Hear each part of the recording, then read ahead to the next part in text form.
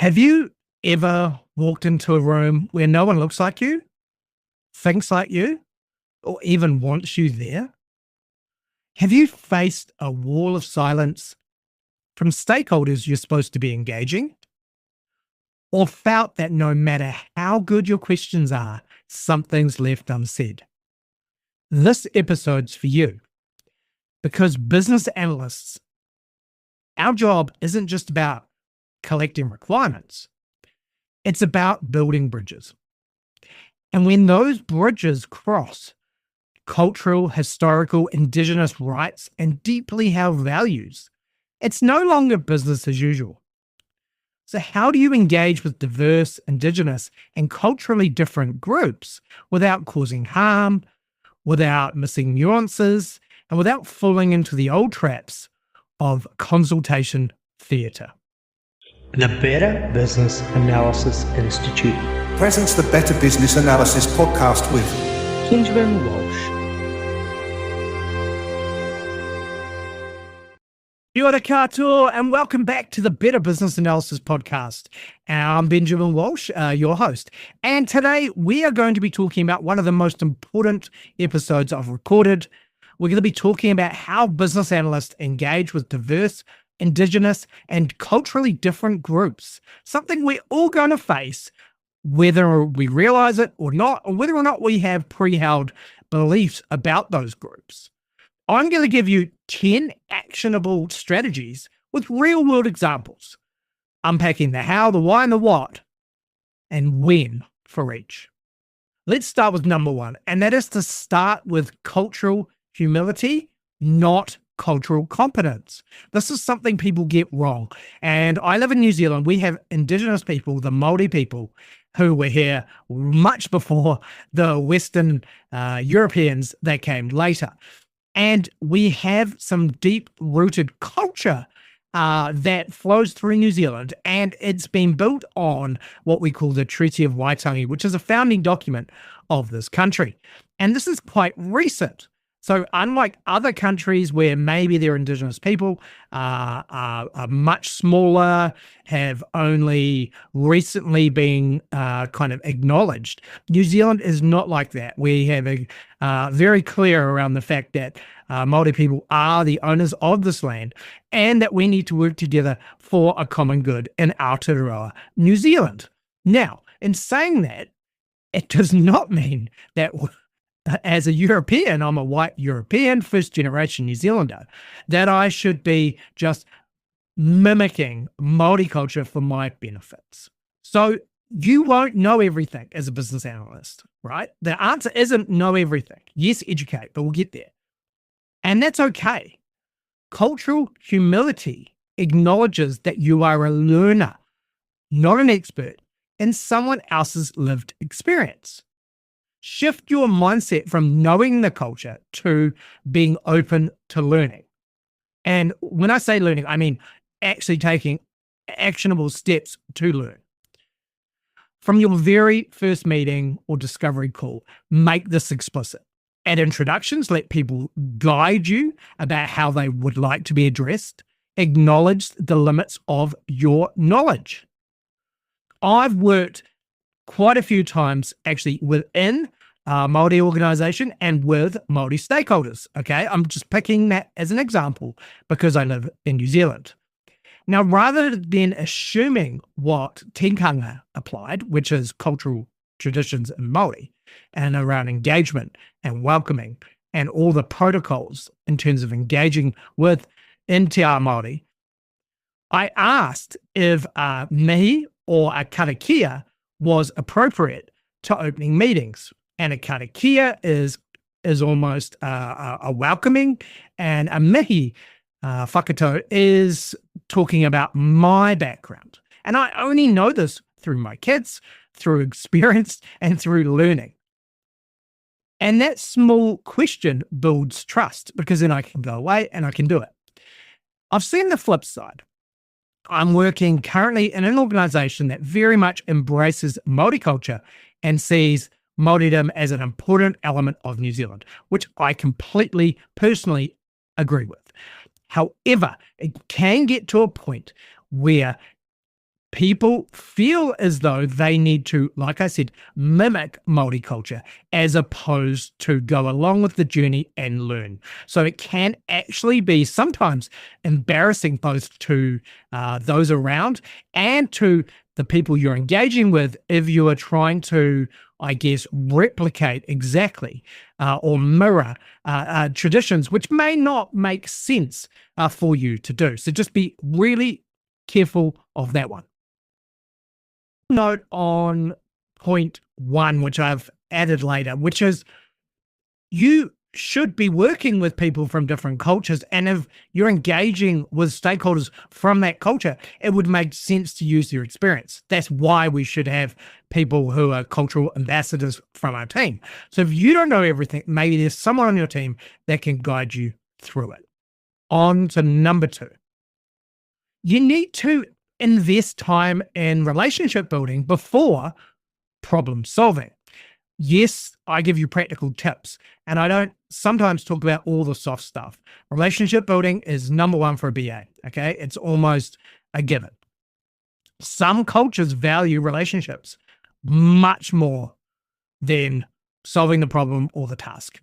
Skipping this step creates a trust defect, and that can never be recovered. So allocate intentional time to connect as people first, human-centered.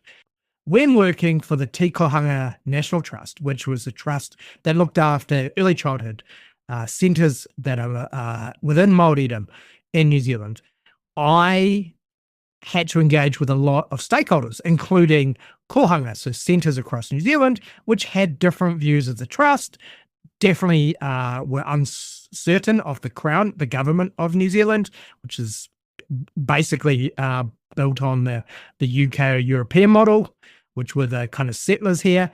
And so building that trust and having a cup of tea and sitting down and spending just an hour about my background, where I've come from, being honest about it. I'm not trying to make anything up and say, oh, like I'm so experienced in this area. I just talk about where I've come from.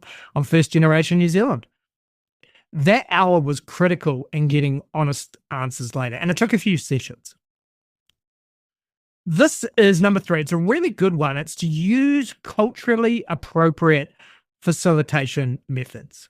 So some groups won't respond to Western style brainstorming or dominant speaker dynamics. It actually just doesn't work. And you can think about culture there in terms of literally cultures around the country, but sort of around the world, but also within organizations, actually, there's subcultures. So think about that too. You need to adapt your facilitation to match what the cultural protocols are in that organization and those people. Anytime you run workshop, co-design, or engagement sessions, you should be thinking about this. And you can use tools like talking circles, or in New Zealand and Māoridom is a great way of just talking, like a talking circle. And it allows everyone to speak in turn. No one interrupts. People just listen. And what's ironic is at the National Trust, this was very much done every morning. And it was so clear to me that in a Western society, we have adopted that as stand-ups. That's almost the equivalent. But I guess as opposed to a stand-ups where kind of the loudest person talks or people working on stuff, in Māoridom, everyone talks if they would like to talk, which I think is fantastic. And it's amazing how some of these more Eastern views have come into Western, I guess, rituals and traditions we now adopt. I've had engagement sessions where we have literally allowed everyone to talk around the group, so each voice is heard.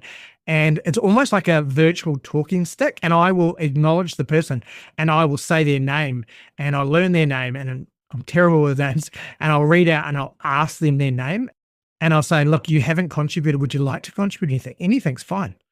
Oh, no, I don't want to say anything. I think, I don't really have too many ideas. And you've got to allow that person time to speak. So I'm right now your mindset might be in a room of different cultures, but again, there's other elements you should think about in terms of neurodiverse people. So people with different types of autism, they will be introverted and they will not speak. So you've got to give them a time and a place to do so. And their insight is generally going to be fantastic if you can get them on the side because they're really thinking about things. And, that's a generalization, but make sure that you are giving everyone a chance to speak. Really important, especially for those people in IT. And that is to translate technical language into accessible terms, okay? Technical jargon can be a barrier to engagement, especially across cultures or languages. People just won't understand what it is. Speak simple English, and English is a complicated language where same words that mean different things and all the rest of it. So break down business, process, and IT terms to plain language and do that, during elicitation, validation, and sign-off. And test your definitions, your explanations with non-technical users first through diagrams, and that's why visuals are so important. So I have many a time replaced my diagrams so they make sense and made them simplified to a point that I feel like they're less valuable, but it allows people to understand what they are, okay? And that applies to different culture or just different mindsets or even people with different time. So management don't have much time, so you've got to change your way you communicate with them, which we've talked about before. Number 5 is to include cultural values and goals in your persona, right? So if I'm going to design a system for all New Zealanders and 10 to 12% of the population are Māori, and my product is aimed at that demographic area, firstly, I should be hiring people that know what they're talking about in that area and engaging and having a Māori advisor on board. But also my personas, my standard personas, they need to talk about the motivation shaped by culture, history, and community context. Enrich personas with cultural, social, and political factors early during customer research and design. And you can ask questions about the person's background, their kind of, their iwi, which is their tribe in New Zealand, and create those. Now, I'm going to give you 2 interesting stories here. The stories is when I worked for the Royal Commission here in New Zealand in the abuse and care inquiry, which was around terrible things that had happened to people in our kind of foster system and the national system and religious institutions. And it was terrible. It looked at all types of abuse. And we had survivors, of course, and we ended up having witnesses, and it was taken to court. And that commission has since finished its inquiry, and it's not the best reading. Anyway, I was doing a lot of the customer journey mapping for that inquiry and a lot of the system work. And one of the interesting areas is we created personas for how survivors and witnesses may engage with the commission. And I really wanted to make them culturally appropriate because even though Māori make up a smaller percentage of the population in New Zealand, they were by far the most affected through this terrible abuse and care. Now, that meant I created personas that reflected that culture. And during a design session, one of the Māori advisors there raised or challenged me about a persona and said that they felt that the persona was not a true reflection of Māori culture and seemed to be lip service and really almost inappropriate to use. What was fascinating is that I had actually worked with through an advisor and with a specific instance of a survivor who allowed us to use their details, their story. That's what we did. Now, I was hugely mortified in the workshop. There were lots of other stakeholders in it. It was a sign-off session. And this was a huge lesson for me, which meant that when you engage with culture, it's not a one-way street. I had done what I thought was the right thing. I hadn't taken this one person who was obviously going to be looking at it from their lived experience, and I hadn't let them know this information. So their assumption that I had made this up or, tried my best was not true. It was really a survivor that we used and asked to use their information. And it was just ironic because the name was quite an easy to say name. And so people thought maybe, we'd made it as a token Māori survivor. Now, so that was a mistake, was one, me not engaging with this individual beforehand who really had skin in the game and probably had seen us many times before and thought, oh, here we go. But it also highlights the reverse. People had seen me as this male, 40-year-old man who was European, and that maybe this person had shortcutted the process and hadn't followed tikanga, hadn't been culturally appropriate. And maybe it was the fact that I was even presenting it. So it's a two-way street. Might have some preconceived ideas about someone's culture, and they might have some preconceived ideas about how you take their culture. Okay, so just be open to the fact that that can happen and learn from your mistakes.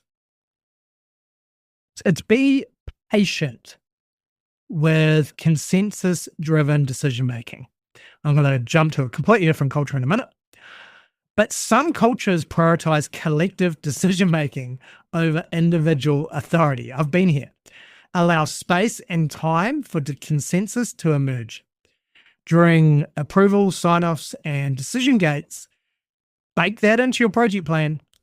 Ask who else needs to be consulted before a decision is confirmed. Build longer feedback loops into your plan. I'm going to give you an example outside of the New Zealand context, and that's when I worked for Sony Ericsson Global.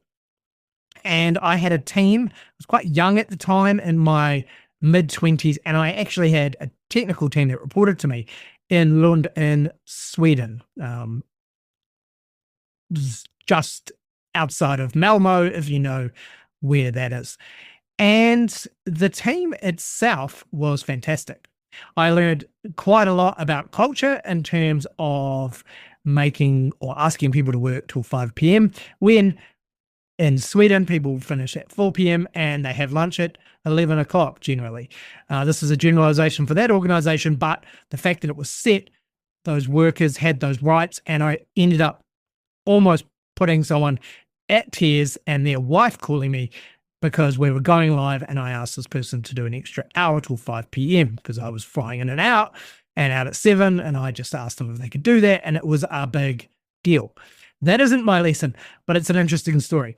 My lesson here is that in Sweden, the default decision-making at Sony Ericsson was consensus.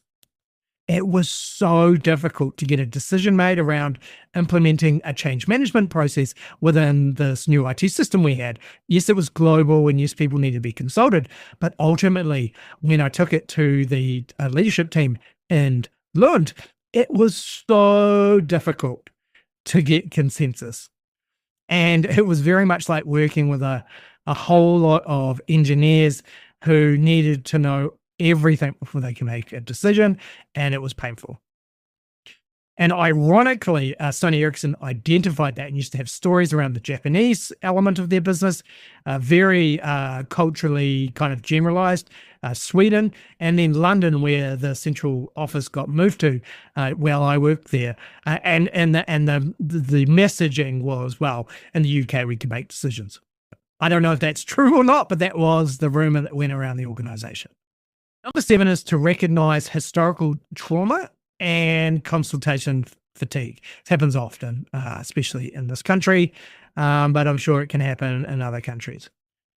Indigenous and marginalized groups may approach engagement with justified skepticism and just disengagement. They've just been here. They might have a perception, we're not honoring past experiences. We need to be transparent and we need to be accountable for our past actions sometimes on behalf of. And you need to do this at the stage of engagement. So if I'm working for a government department, I represent government.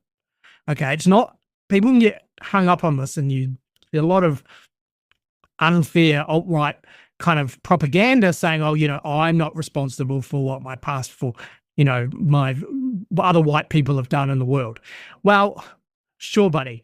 But in an organization where you're working and representing that organization, you are responsible for that organization's past engagement and how they're seen. You're a representative of that organization. So in business, you are, and you need to show what's changed. You need to say what you're doing differently. And so, for example, if you're dealing on some really sensitive topic around, maybe it's around compensation, or it's around trying to get a settlement on something, then you need to state what was heard, what we did, what we didn't get right, before you even get down to the details. Now, for a BA, that's quite heavy, and you have an engagement team behind you doing that if you needed to. I wouldn't expect a BA to do that. However, you need to be part of that solution and get the right resources around you. Number 8 is around co-design, and don't just consult. So consultation often infers that we've already decided, whereas co-design brings people on solution creation. You want to facilitate sessions with stakeholders, you want to ideate, you want to do prototypes, and that's really important. So you might layer on different cultural views or dimensions on top of a base process, because you shouldn't have 500 different processes if the base process is appropriate to be common, but you might have steps that only take place, or remove steps, if in that specific cultural context. So I've seen it done really badly, where you've literally got a different process, completely different process per persona, and that's not how you do it. It's about being efficient, but also being appropriate, right? Process efficiency it looks at things in a different lens here. So you need to really think about that. And I would say that my experience co-designing with teachers, with career planning experts, with people that were maybe involved in a restructure, and I was facilitating what they did or capturing their job so that it could be automated. Doing co-design is so important, and even in those challenging environments. Okay, and you get a much better outcome from that. People generally will want to provide and be part of the process if they realize that their information and their voice is being heard and being documented. Okay, that's my lived experience. Number 9 is to adapt timeframes to match these processes. The idea that something has to be done by a certain date and it's not shiftable can actually be not true in the greater cultural and historical context. Okay. And you usually find that big decisions, there's flexibility in deadlines, and they respect the rhythms of engagement. And you need to really ask the question, what time is going to work for this process? So if you are working on some big new health engagement project for, primary health services for a certain cultural demographic specifically who have certain needs on top of maybe the base needs, then that engagement needs to be thought about in terms of timeframes, and ultimately you want to uplift health outcomes over time. It's not a 3-month thing, it's not a year thing, it's probably a 10-year cycle here, and it's probably been neglected for 50 years. And number 10 is to celebrate shared wins in culturally meaningful ways. Closing the loop builds goodwill, it acknowledges contribution, it kind of acknowledges the intertwine of different cultures and input. And so you should share results at community events. after a blessing, if that makes sense, maybe provide a framed copy of key deliverables, share a hot meal or a cup of tea. Maybe you could embody the win in some kind of digital form. It might not be just a digital project completed for some of the cultures you deal with, and it shouldn't be for you either, I would say. So embodying the launch, if you like, into a homecoming, into a blessing, a new day, a new world, is so important. I mean, I've seen in New Zealand, we almost, there are names given to projects. They're seeked out. We get there's a Māori advisor asked to come up with a name for a project and to be blessed with the name. Now that's culturally significant. Why give a project a Māori name, embody in more of the Eastern way of looking at the world as a holistic place, and then at the end just close the project? It doesn't make sense. We should acknowledge that engagement, the blessing, the intertwining of culture and the win as something substantial. And that actually is probably more joyous in these types of projects. Okay. And it's actually quite rewarding to be involved in these types of projects. So those are my 10 strategies for engaging with diverse, indigenous, and culturally different groups as a BA. The key thread across all of this is be curious, be respectful, be willing to learn and adapt. Thanks for tuning in. I'll see you next week.